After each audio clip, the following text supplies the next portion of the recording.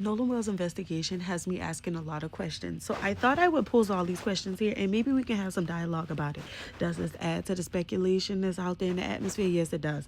But until they give us some actual factual information to go by, all we got is speculation. Number one, and most importantly, is it true that Nolan's mom, Christine, had to meet the police at the McDonald's after contacting two different entities to be able to file a report before being able to settle somewhere in the middle of identifying who she needed to actually submit a missing report with, what agency, because I guess where it happened and where they were and everything else in between, it would dictate that level of confusion. Are there not protocols in place for circumstances such as this? Okay, so the other thing is this new audio where the police officers are talking across the radios and saying that they're going to meet at the judge's house? Is that like actual, factual, authentic? Or is that just another recording to get us all up in arms about nothing? The other thing that I have the largest concern about is, I guess, if you left the island at 4:30, why did you wait until 11 to attempt to contact Nolan's mom? And I'm asking this question because, okay, 4:30, y'all had a few hiccups with the boat. If what y'all seeing was true, it took y'all a while to get home. Allegedly there was a party, but I don't know if that whole party concept is actually true. So once we get past allegedly there was a party and y'all was hanging out, I feel like by 7, 3 hours later, by 7 o'clock, if you had not seen Nolan, heard from Nolan, or at least check with your other friends and say, hey, have y'all seen Nolan? If you had not taken that action by then Nolan was not as much of your friend as you were saying all this time.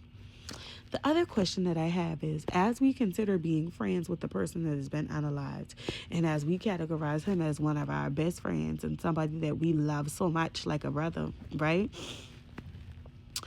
Why on earth would any of your parents give you the legal guidance, or even your legal counsel?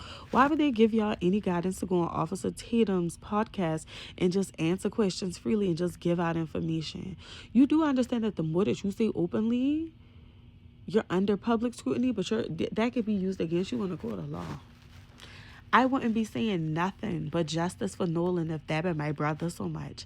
All I would be doing is fighting for justice for him. But I understand that that's a conflict of interest for y'all because the people are also trying to criticize and scandalize your name, right? Okay.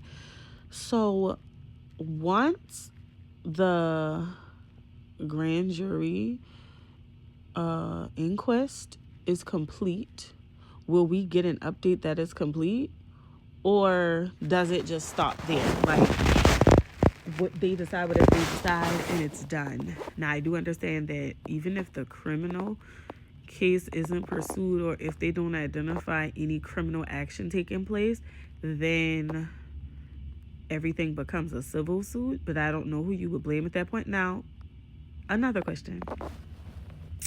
As it relates to this whole autopsy, if it's found that no one is deemed guilty for the criminal aspect of it, we know that the civil suit can be pursued as well. This reminds me of the Murdaugh case with was that Mallory, and how Paul ended up being the guilty party for that.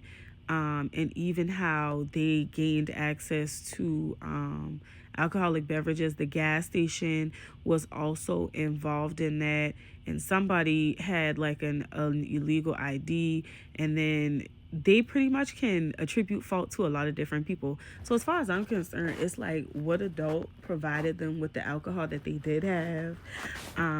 What adult allowed them to operate a boat under the influence? Because I feel like that is also illegal as well.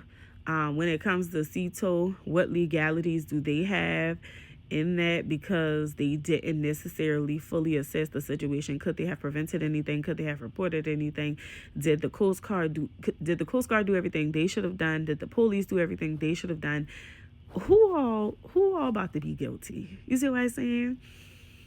Outside of that, the largest and probably the most important question that I have has a lot to do with these kids. I want to ask them personally, what would you want your friends and your family to do if it was you? How would you expect your family and your friends to fight for you? Why withhold information that could very well be the reason that your friend gets the justice they deserve, even if it's at the hands of your friend? Let's see, little skinny buddy in them pictures, that guilt is eating him up. And I don't know if he actually did anything, but I feel like this is the thing that's very important here. They're willing to tell us everything except for what actually happened. It's a lot of, yeah, so one of my buddies got into a fight. We're very strategic about using the word buddy. We're very strategic in saying, yeah, it was a little scuffle. We're very strategic about how we're positioning things because we don't want to bring any type of light to anything else that was going on. And I just want to know, most importantly, when will we get the truth? Justice for Nolan Wells.